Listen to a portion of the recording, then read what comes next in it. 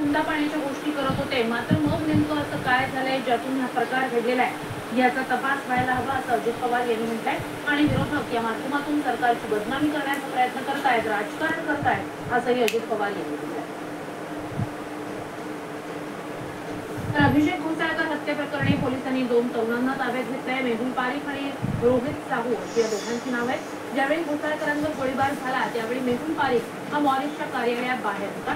तो घोसाळकरांची रेकी करत असल्याचा आरोप घोसाळकरांचे सहकारी चेतन परमार यांनी केलाय। या प्रकरणी रोहित साहू या तरुणाला पोलिसांनी ताब्यात घेतलंय। या दोघांच्या चौकशीतून घोसाळकरांच्या हत्येचं गूढ उकळण्याची शक्यता आहे।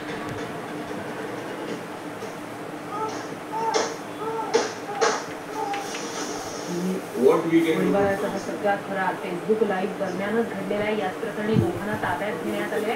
त्यातल्या मेहुलने रेकी केल्याचा घोसाळकरांच्या सहकाऱ्यांचा आरोप आहे आणि या दोघांच्या चौकशीतून आता हत्येचं गूढ उकळेल अशी शक्यता आहे।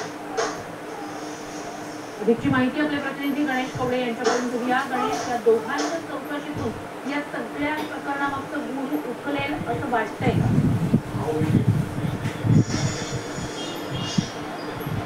नक्कीच जे मोरिस बरोबरचे हे 2 साथीदार आहेत आणि या दोघांना आता पोलिसांनी ताब्यात घेतलेलं आहे आणि याच्या चौकशीमध्ये नेमकं कशा पद्धतीने हे रिव्हॉल्वर कुठून आणली या सगळ्या संदर्भाची चौकशी होईल। मात्र आता अभिषेक घोसाळकर यांचं हे समाज कल्याण दहिसरचं जे आहे कार्यालय आणि या ठिकाणी आता डेड बॉडी आहे ती आणलेली आहे आणि यानंतर इथून अंत्यदर्शनासाठी आहे त्यांचं